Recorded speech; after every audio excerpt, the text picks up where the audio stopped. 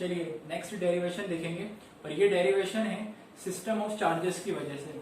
System of charges का मतलब ये होता है जब एक से ज्यादा चार्ज दिए हो तो पोटेंशियल कैसे निकालने वाले हैं।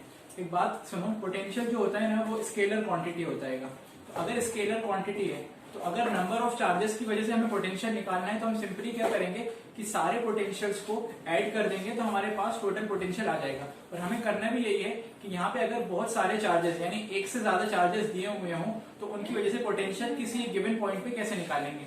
तो फर्स्ट पॉइंट में आप ये डायग्राम देखो तो मान लो ये पॉइंट P है, इस पॉइंट P पे हमें निकालना है क्या है पोटेंशियल। इसकी वजह से बहुत सारे चार्जेस है। तो मान लो यहाँ पे Q1 चार्ज है जो R1 दूरी पे, फिर Q2 चार्ज है जो R2 दूरी पे, फिर Q3 है जो R3 दूरी पे, फिर Q4 है जो R4 दूरी पे। ऐसे टोटल मान लो n चार्जेस हो सकते हैं ना। हमने यहाँ पे 4 दिखाए और कितने भी हो सकते हैं। तो पहले ये डायग्राम बना लेना और फिर उस डायग्राम को यहाँ पे डिस्क्राइब कर लेंगे कि हमें पॉइंट P पे इस सिस्टम ऑफ चार्ज का मतलब है कि एक से ज्यादा जो चार्जेस हैं उनकी वजह से हमें क्या निकालना है पोटेंशियल। तो हम ये मान लेते हैं कि Q1 की वजह से जो पोटेंशियल आएगा उसको नाम देंगे V1, Q2 की वजह से जो पोटेंशियल आएगा उसको नाम देंगे V2, Q3 की वजह से जो पोटेंशियल आएगा उसको नाम देंगे V3। इसी तरह अगर n नंबर ऑफ चार्ज जो n वाला चार्ज होगा उसकी वजह से जो पोटेंशियल आएगा उसको नाम देंगे हम Vn। और अगर हमें पूरे चार्जेस की वजह से पोटेंशियल निकालना है तो हम जितने भी पोटेंशियल्स आएंगे उनको सिंपली ऐड कर देंगे। क्यों ऐड कर रहे हैं? क्योंकि पोटेंशियल स्केलर क्वांटिटी है, इसी वजह से नंबर्स को ऐड करते हैं, वैसे पोटेंशियल को भी ऐड कर देंगे विद देयर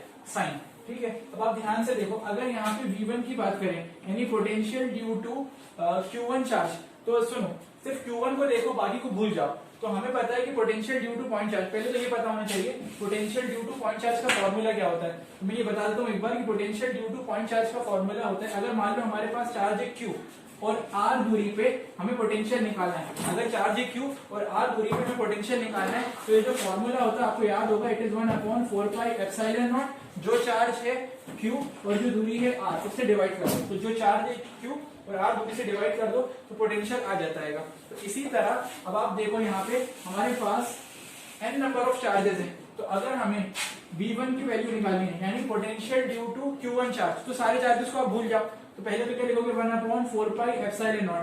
किस चार्ज की वजह से देख रहे हैं? Q1, तो Q1 लिख दिया।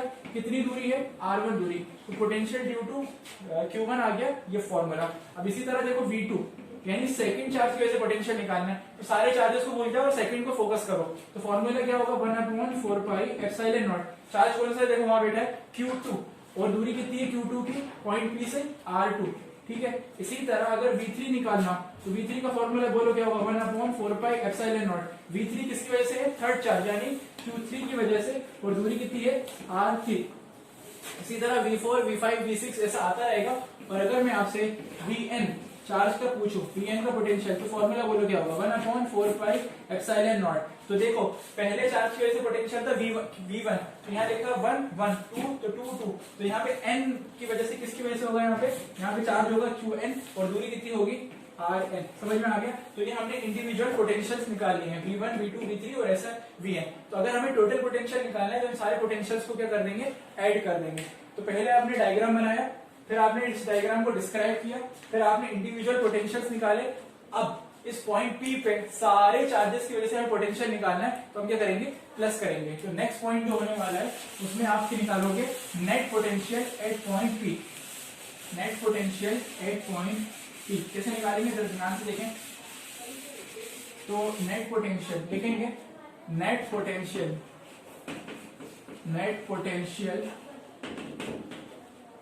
at point P due to system of charges, तो इन सारे चार्जेस की वजह से पॉइंट P पे जो टोटल पोटेंशियल होगा वो कैसे निकलेगा? तो जो टोटल पोटेंशियल होगा हम उसको मान लेते हैं V, तो वो किसका सम होगा? वो सारे पोटेंशियल्स का सम होगा। तो V1 plus V2 plus V3 ऐसे हम करते जाएंगे कहां तक? Vn तक। तो हमारे पास आ जाएगा टोटल पोटेंशियल। जरा इनकी वैल्यूज रखते हैं और आंसर आएगा। तो जरा देखें, तो टोटल पोटेंशियल है V, तो V1 की वैल्यू रखो। अच्छा एक चीज देखो, सबके अंदर 1/4πε0 1/4πε0 तो है, तो आप चाहो तो डायरेक्ट यहीं से कॉमन निकाल दो। ये मैं लिख के दिखाता हूँ आपको। देखो V1 की वैल्यू क्या थी? 1/4πε0 Q1 अपॉन R1। V2 की value 1/4πε0 Q2 upon R2। V3 की वैल्यू 1/4πε0 Q3 अपॉन R3 और ये गाड़ी कहाँ तक जाएगी, Vn तक जाएगी, ये गाड़ी आपकी Vn तक जाएगी। तो ऐसे डॉट डॉट करके लिख लेते हैं अपन।